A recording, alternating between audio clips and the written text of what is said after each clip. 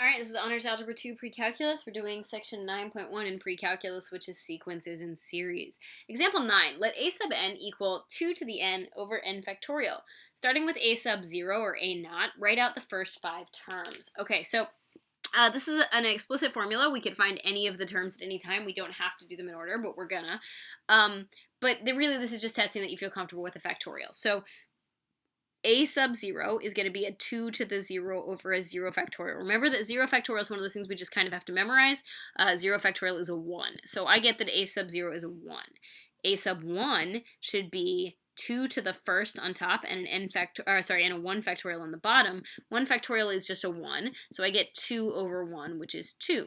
My a sub 2 should be a 2 squared on the top and a 2 factorial on the bottom. Well, that's a 4 over a 2 times 1, which is a 2. So I get that the answer is 2. A sub 3 would be a 2 cubed on top of a 3 factorial. Well, that's an 8 on top of a 6, so when I cancel a 2, I get 4/3.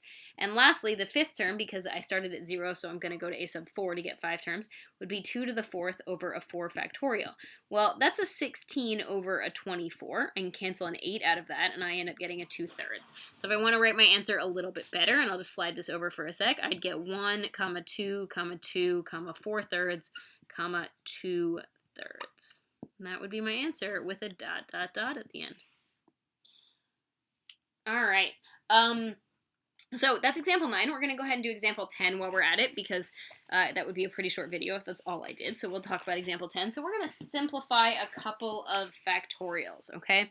So in example 10, right, we're going to simplify these fully without our calculator, right? I'm going to show you how factorials are kind of cool and you can simplify things thoroughly without a calculator.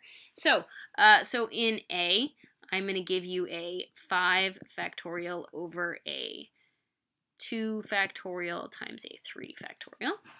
In B, we're going to do a,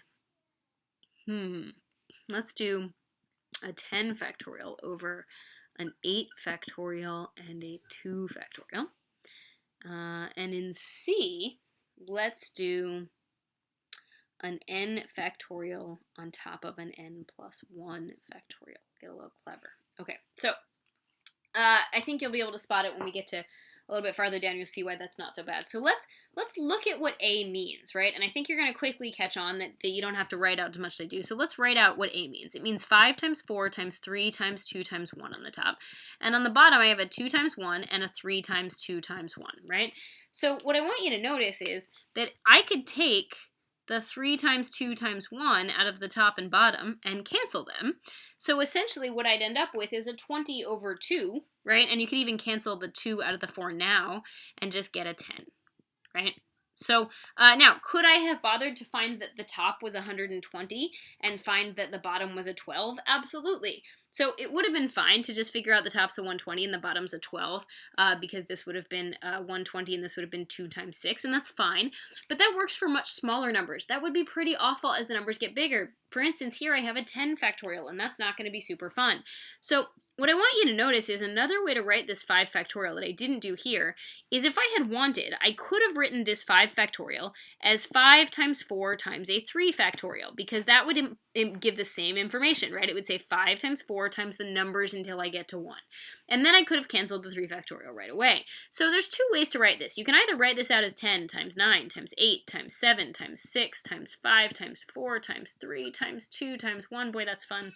It's not. I was being sarcastic. And on the bottom, I get 8 times 7 times 6 times 5 times 4 times 3 times 2 times 1 times that 2 times 1 again. And I can do that, and that's totally fine. And if I do that, I'm probably going to spot pretty fast that this 8 down to 1 would cancel with this 8 down to 1. And I just end up getting a 90 over 2, which is a 45, right? So I get 45. And that's totally fine. Right? What I would argue is also okay is if you had spotted that this 10 factorial is actually, so if you had wanted to make your life a little easier and not do all this, you could have recognized that this was a 10 times a 9 times an 8 factorial. And on the bottom, you already have an 8 factorial times a 2 times a 1. Well, look, there's those 8 factorials, so I end up with 90 over 2 and that's my 45, right? So the trick to evaluating factorials is to recognize that when you're multiplying and dividing with factorials, a lot of stuff cancels. Now this one's a little bit harder because it's an n factorial and an n plus 1 factorial, so it's a little bit more outside the box. But if you think about this, the top is n times the number right below n, dot, dot, dot, dot, dot, down to 2 and 1, right? And the bottom is an n plus 1 times the number right below n plus 1. Well, the number right below n plus 1 would be an n. And the number right below that would be an n minus 1, dot, dot, dot, all the way down to 2 times 1. So if you notice, the same thing is happening that happened in both A and B.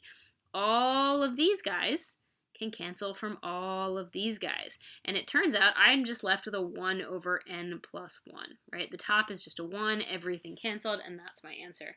Now, could you have spotted that if instead you treated this as an n factorial on top of n plus 1 times an n factorial because you spotted the same trick we did here? Well, absolutely you could have, and you would have gotten a 1 over n plus 1.